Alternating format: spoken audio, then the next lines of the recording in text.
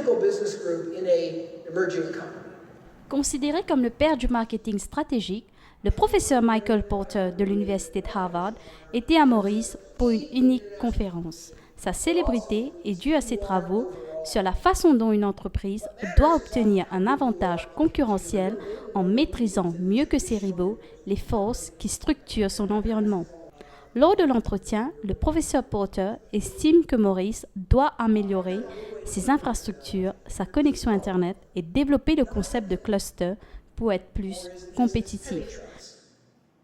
The harder challenge is actually the human resources and developing those human resources, improving the skill levels. And there's a good basic education system, but the higher education is not nearly as well developed as it needs to be. So, but you know, I think these problems can be solved, but I don't yet see the sense of urgency. I think you've got the foundations in tourism, you've got the foundations in agriculture, you've got the foundations in apparel, you have the foundations in logistics, in fishing and fish products. But what's happened is that we have a very narrow clusters that don't have strong supplier base, they don't have a strong technological institutions supporting them.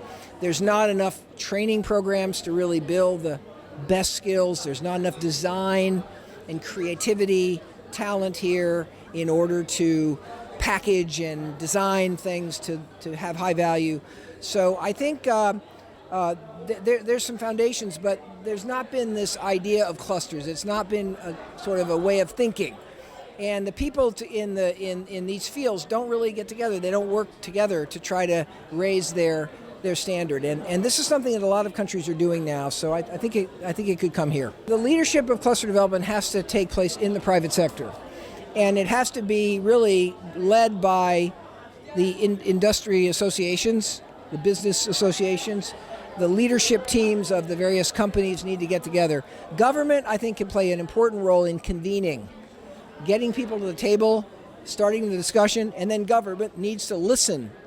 And based on what the cluster is telling them about the problems, government has to respond. So, if a cluster needs better infrastructure, then the government needs to say, I better get some better infrastructure. You sort of have to have a sort of public-private partnership on cluster development, and there's a lot of experience around the world that we can share with people here. Michael Porter a travaillé avec de nombreux gouvernements, grandes entreprises et groupes académiques à travers le monde.